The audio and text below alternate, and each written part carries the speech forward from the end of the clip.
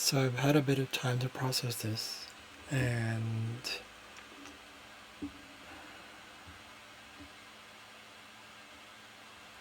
been going through more triggering stuff. And this is where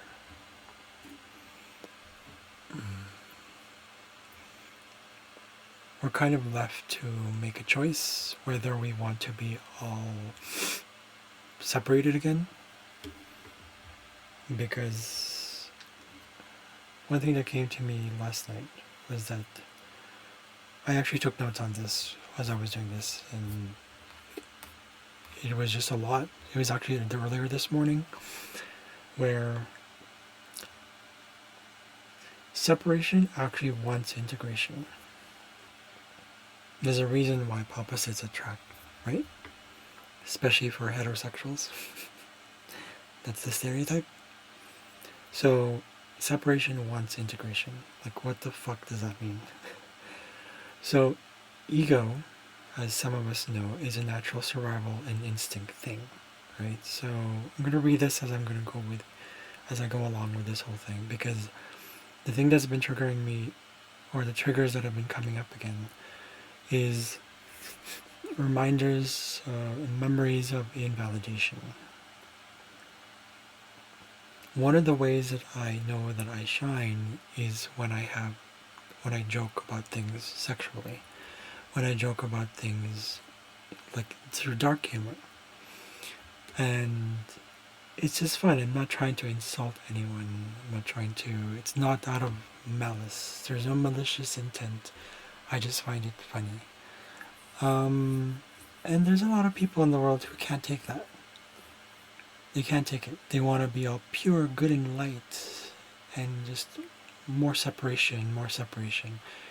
What's happening is they don't realize that the shadow is popping up when the ego, the spiritual ego, the spiritual ego is latched on to the actual identity of purity, right?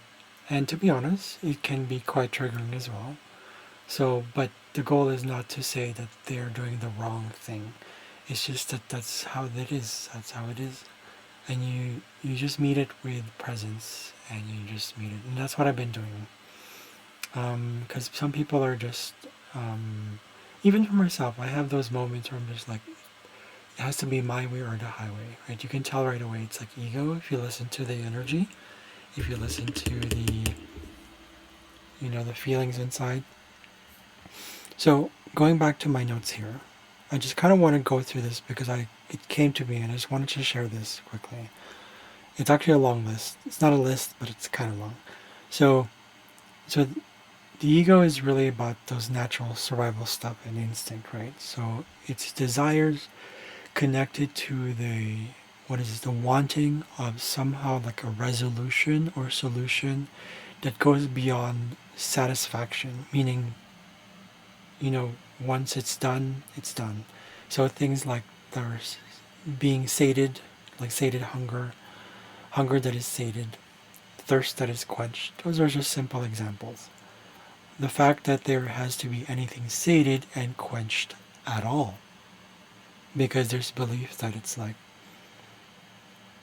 when we were separated, meaning when we developed the ego, it's just this. It's a dissatisfaction, but it's not something to demonize. It's something to integrate back into life and see what it teaches. Similar to the darker things. Why do we do that? Like, you know what I mean? Like, you know what I mean? So it's like, is a shark a demon? Is a shark evil for wanting to eat? No. Right? Because we see that as we equate it to someone who's, let's say, greedy. And then we push that agenda. We don't see it as an agenda because it's happening subconsciously. We're so used to ingrained that it's like there's this fear. It's like, oh, there's greed. So we get triggered and we become that trigger. So basically, anything, instead of just having like a simple hunger that's sated, or thirst that is quenched. It is denied and then projected. So those who do shadow work know what this is. Those who are not familiar with shadow work, first of all, it's not because it's shadow work, but it is, that's just technically what it's called. That's one of the names it's called. Are pretty much unaware of that. They realize though that there's an awareness somehow of what it is, but because the work isn't done yet, there's a fear behind it as well. It's like, ooh, the shadow. I don't want to be evil. I don't want to do this. So it projects and it creates more separation, more demonizing, right? It's not to say that people like Hitler should not be stopped. Absolutely. But the point that where he got to in the first place is because there was a lot of, I'm pretty sure it started with invalidation. Okay, forms of suppression, whatever it is, it's a form of like, you can't do this, you can't do this, you can't do this. So instead of it being a simple thing like enjoying food and feeling abundant with food, we right away impose this value and this thought, this perception, this conditioning that it's like, that's greed. It's not about the word itself actually. It's the association of the word as a child, understand it, and sees it as demonizing. That is the energy that it's getting. So I must be bad. Because in the eyes of my parents, who are gods to me, we have to suppress that. And so when we suppress it over time, what happens? We also project that onto others. And then we call other people greedy, selfish, bitches, assholes, cunts, fucking assholes. Those are the words we use, right? We project onto others. And this is going to be like how it is. I'm calling it as it is because this is the part of the ego that is reminding me that it's like, this is what we do when we create more destruction. And it piles on, and piles on, and piles on. And then creates more destruction, more trauma, more separation. And then rinse and repeat. Okay? So it's something that I find that it's like absolutely ridiculous. It's giving into that powerlessness, right? So anyways, it is a culmination of the beyondness, as I'm going to call it here, stemming from I'm tired of this because there was a growing identification into and of form, because it realized, it being the ego, realized that form is limited, therefore its own attachment, identification, and beliefs also became limited, therefore the belief in limitation is there.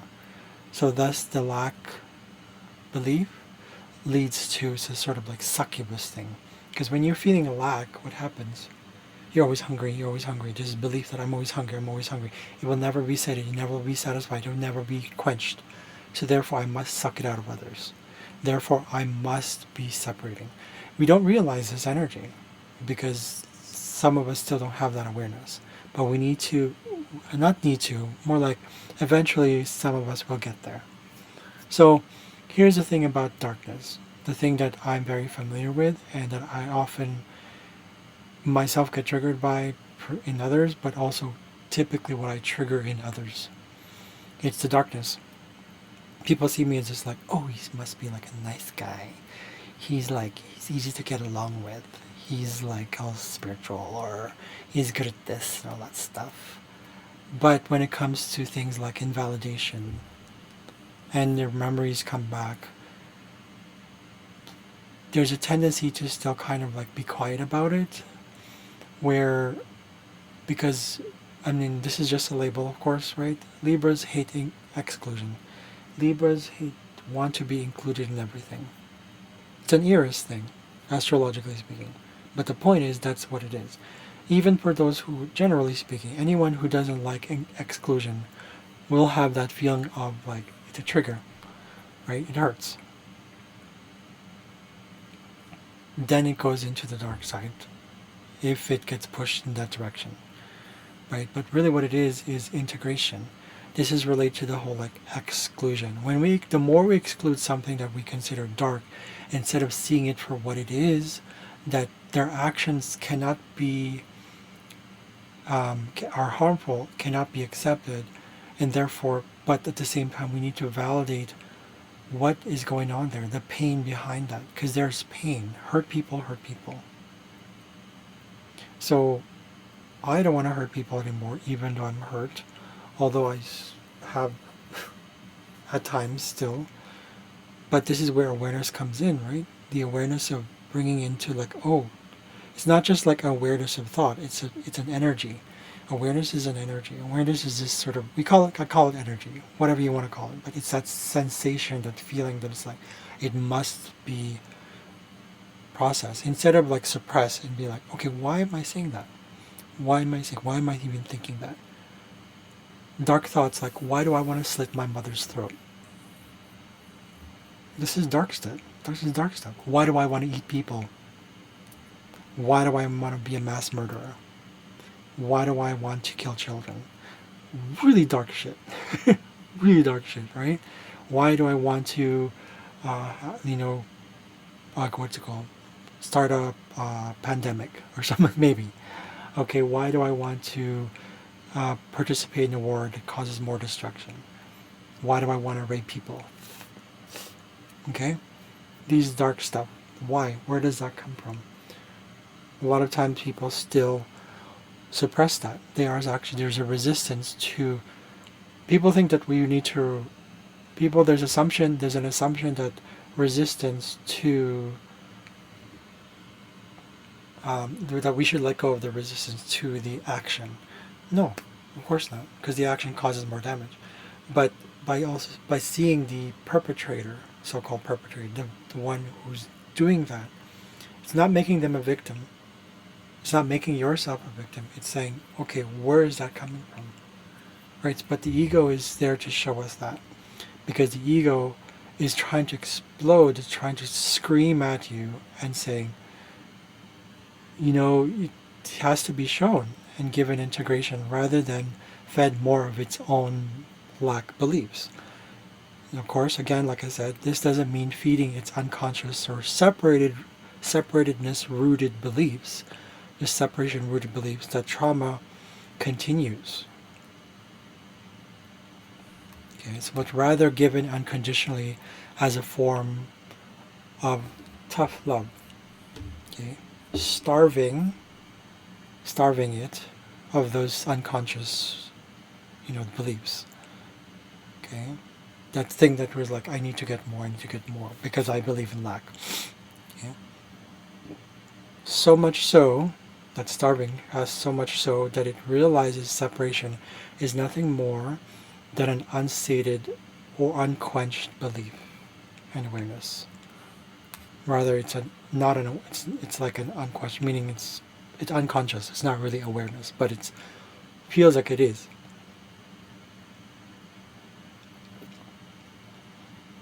So sometimes we need things like rest to heal. That's why we rest, right? Because it's quite draining. The thing that I got earlier today, was that rest is like a healing. Rest is like healing necessary sleep. Rest is healing and rest and healing are kind of like necessary. It's like sleep is necessary and natural, right? But when we go beyond that, laziness and sloth, for example, are these labeled as evil because it is beyond the natural. Meaning, once you've regained your energy, fine. When an itch is scratched, it is given what is needed. Once what it isn't, so in other words, when it's start of satisfaction, that necessity pushes the boundaries, unless it can go beyond the belief that there is a boundary to push in the first place. When hunger is sated, it's the same thing.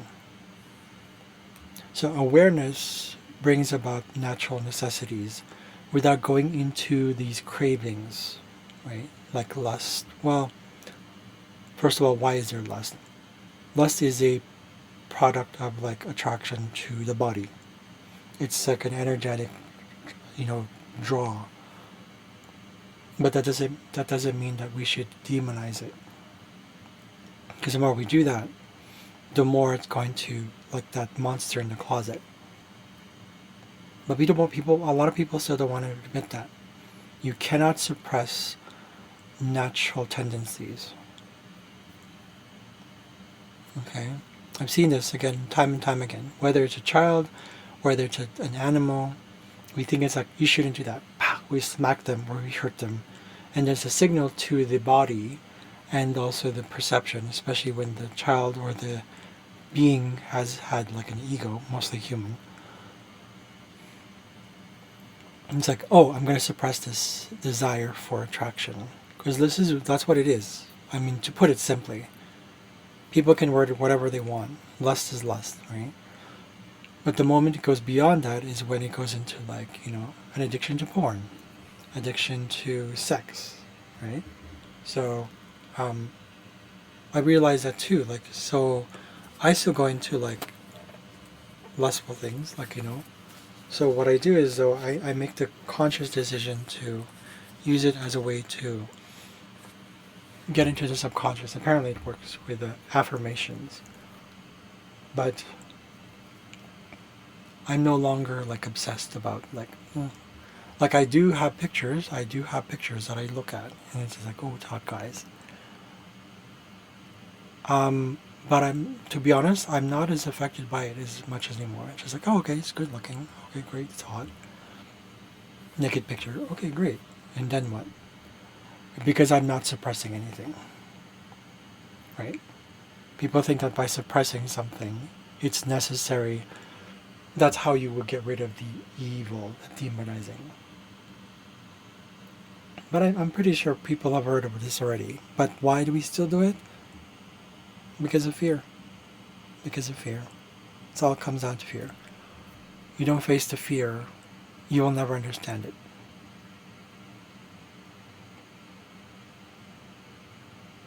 I was isolating myself during the pandemic. But I was like, oh, I'm sick and tired of this. After 2 years, I was like, I'm tired of this. Or rather, I'm tired of... Part of it was I'm tired of...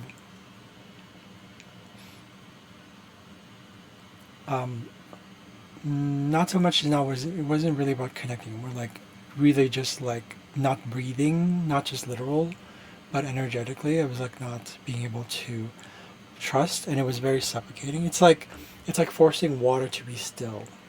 Have you ever seen toxic, like, what do you call that? Very still water, like not moving at all? It becomes toxic. Life needs to flow, and I realized that.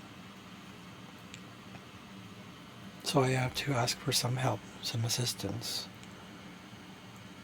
I needed that push. Face the fear. Face the fear. Face the fear. Face the fucking fear. Because otherwise it's just going to go back in. And it's just going to explode. That's what it is. Isolation is a form of suppression. So that's an example of how I faced one of my fears. There's still fear. But the thing is, fear is not also something we demonize. There's a reason behind it. There's nothing to demonize. Okay? So I was going to add here that, so when things go overboard, it's a sign that those natural necessities I mentioned earlier were not met. So there's a hunger. Okay? There's hunger itself, generally, which is like natural identification, or rather sort of identification, non-attachment. It's a natural thing. You're honoring both form and everything else. But there's also perceived hunger, like the example is like craving, right? False identification, attachment, either over-honoring or under-honoring, therefore compensating for that fear of the form, because we're attached to the form. I mean, these are just words that came to me today. It's the same thing. It's the same shit. Okay? So, for example, another example I want to give here is realization of what tastes good that can lead to wanting more, that might lead to, let's say, overeating, maybe unhealthy conditions, more suffering. But when we witness let's say something as simple as food, right, the power we then realize that the choices that were made, or that we make in general, it just naturally makes more natural choices. Like, I'm hungry, I eat. Right? I appreciate the food that is in me, right, that's in front of me. Right? It's all about equilibrium, I suppose. You can say equilibrium, but it's going back to that. So re-honoring the form, and that's everything else. But when I say honor, I don't just mean like honor that we think of it as like really validating it without judgment. So, yeah. Another example of how, this is a funny example that came to me today. Lust and all that actually is a reminder of acceptance. You're wondering, well, how is lust accepted? Because when we have it, it's an appreciation, right? Its basic essence is appreciation of the form, the body. But when it becomes unconscious, in other words, we're identified with more than that. We wanting more, basically out of this belief that it's, oh, I gotta have more. It feels so good. Oh my God. Right? It's excess. For example, right? The smell of underwear. This is a fetish. But when is it so-called crossing the boundaries? Crossing the boundaries doesn't necessarily mean that it's like, oh, it has to be crossed or not crossed. What I mean is because it's an excess,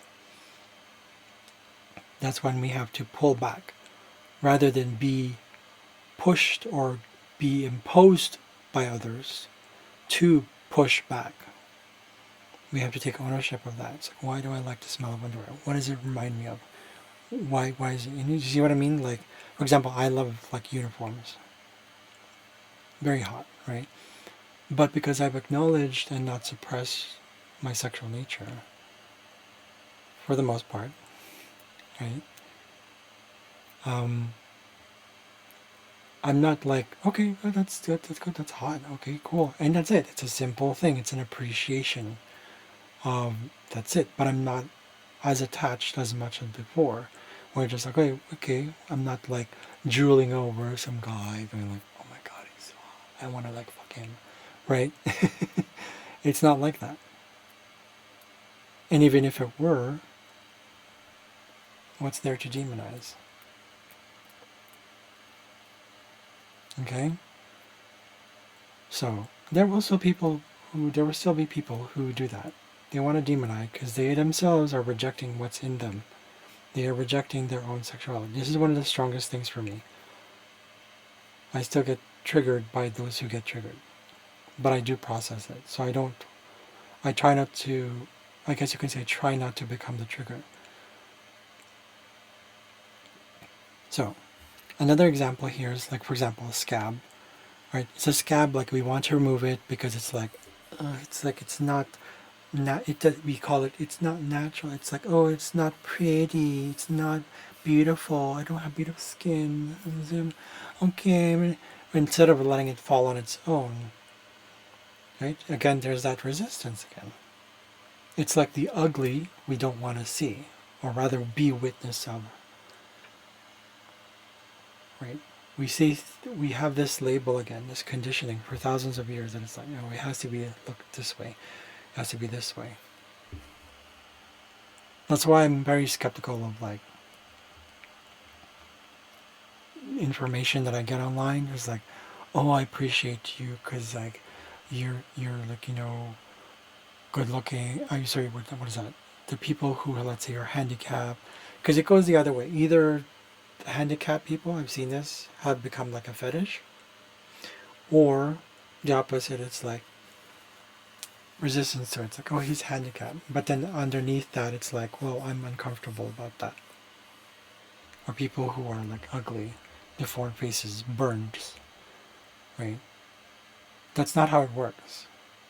Witnessing allows us to see, okay, I acknowledge that I'm uncomfortable at first, but I'm going to sit with it. I'm going to face this fear. We don't see it as a fear because it's like, oh, it's just a judgment. Well, it is. It is fear. It's rooted in fear. So, process that.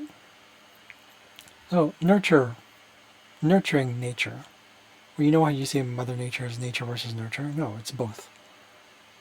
Both. Nature and nurture. We forget that it is.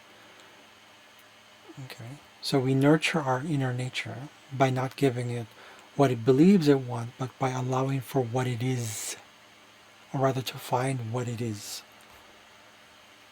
There's natural healing that takes place, or just natural processing, not because what it does is what it does actually heals. It's not about the doing, but because it realizes the essence of its potential, that inner power. It's like giving advice. Personally, I don't like being given advice, especially when I don't ask for it, because it's a sign of like I must correct it instead of just witnessing it. I must solve something. There is a problem to solve. Is there? Is there? Is there a problem to solve? Is there a problem to solve? Is there a problem to solve? We're going to ask you again. Is there a problem to solve? Okay. The power within is its source itself of anything and everything. The healing is merely an aftermath, or rather a bonus, of that essence. When we take away that power from others by giving advice, especially unsolicited, because I've done this too. I, that's something I'm still working on, right? And earlier I was doing the whole ego thing. You could probably sense it, because I don't like it myself, which is ironic because there's that whole shadow thing. It was like, oh, I give it too. Okay. But you see right there, it's an awareness of the fact that, okay, we like giving advice. Maybe we like to rationalize or as an actual reason. We like giving it because it makes us feel good, because we feel like we're helping others. Okay. Or we just, simple thing, we also want to solve a problem. Okay. But even there, right there, right? I'm witnessing, we just allow for it and say, this isn't about those times where it's like, oh, let them kill someone. That's not what I'm saying. These always get misconstrued. There's a lot of people who are very, who have not been able to practice awareness yet, or who don't have the tools for it yet, or they just don't know how to do it yet. They go right into judgment or conclusiveness, or kind of like, those other things like demonizing, being conclusive. That's one of the things. Direct, like right away, quick invalidation.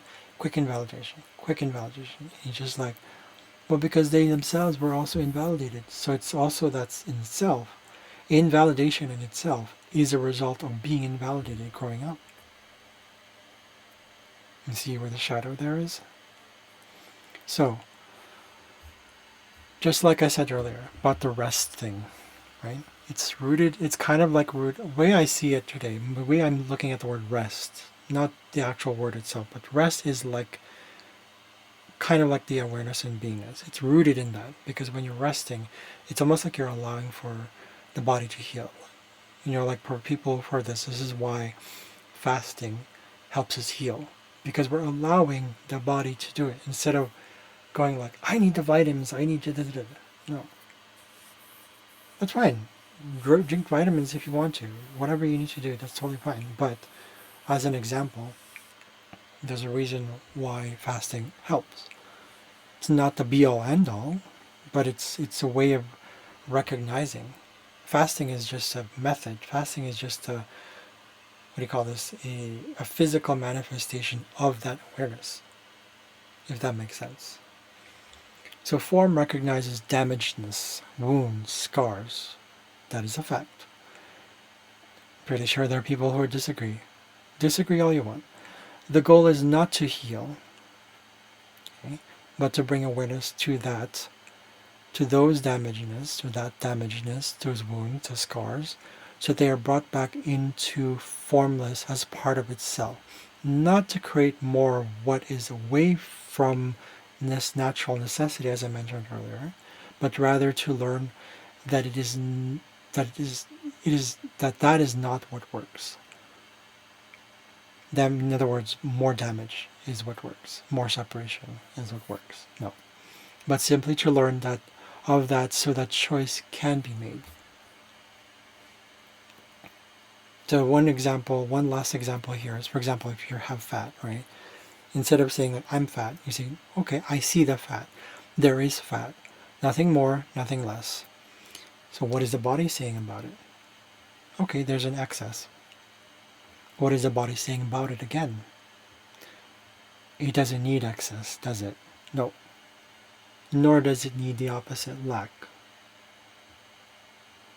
But when we witness it, this is what happens. I'm talking about the witnessing. So naturally there's a removal of both excess and lack by seeing it, therefore accepting it as it is, and the healing naturally occurs, rather than forcing the solution because we're just a fear. It's all about the energy. It's all about what the intention is. Intention and energy go hand in hand. So there's my thing for today. A little bit serious today, quite serious today, very dark. If you call that dark. To me, I was pulling back. But yeah, so that's that. Whatever insights you get from that is what you get. It doesn't matter anymore. This is something I just wanted to share with you guys. Yeah. Okay. You know what to do. Just witnessing and listening. Awareness. It's part of shadow work.